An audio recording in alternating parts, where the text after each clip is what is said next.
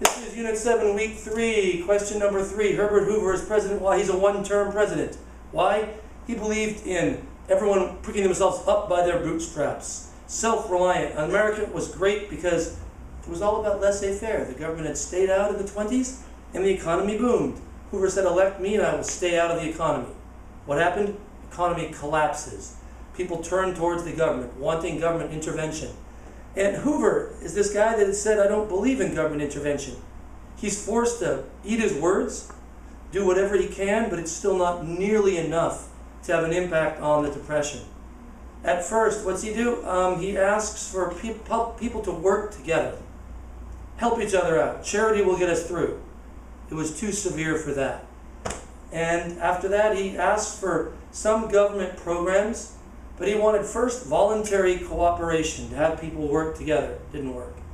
Then, he never believed, however, in direct federal relief for the needy. Because he thought if you give people money themselves, they'll be destroyed. They'll be psychologically defeated. They won't have an incentive. So he didn't think giving direct money to people would help spur the economy. He did set up this thing called the Reconstruction Finance Corporation.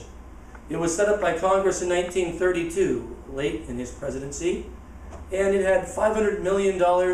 It was loans given to banks, to railroads, financial institutions. In modern language, it was a giant bailout.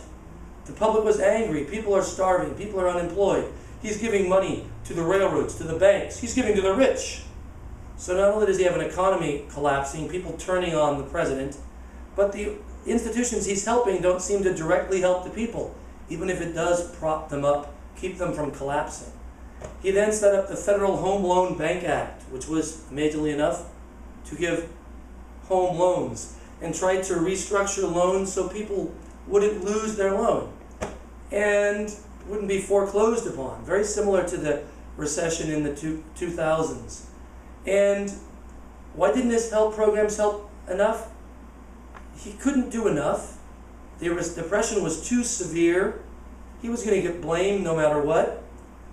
People losing their homes, setting up temporary houses in shacks, called their little homes in mocking tribute Hoovervilles.